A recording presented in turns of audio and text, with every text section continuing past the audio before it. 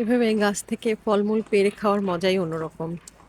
আর ছাদে আসলে দেখা যায় খাওয়ার উপযোগী হলে আমি ২ একটা এভাবে ছিঁড়ে ধুয়ে খেয়ে নেই। বিসমিল্লাহ।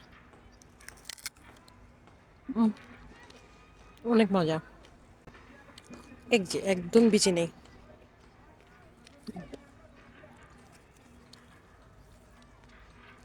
আমার এই ছোট্ট আমড়া গাছটায় মাশাআল্লাহ জাস্ট দেখেন কি পরিমাণে আমড়া এসেছে।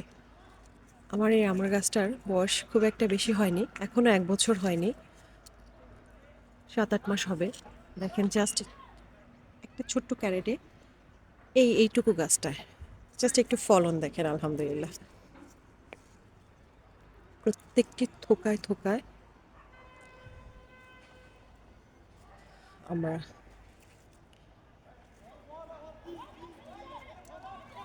এই আমড়া গাছটা ১২ মাসই প্রচুর আমড়া ধরে। জি, প্রচুর আলহামদুলিল্লাহ।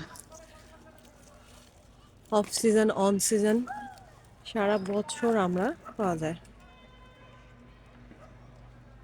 এরকম একটি আমড়া গাছ ছাদে থাকলে আর তো কোনো কথাই নেই।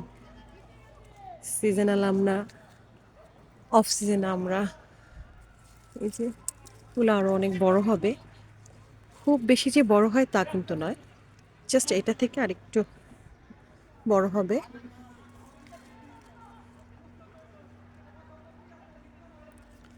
এই যে এইটুকু গাছটা। এই যে একটা বড় পাওয়া গেছে। বিসমিল্লাহ। এই যে খুব মজা আমড়াগুলো, সিডলেস আমড়া।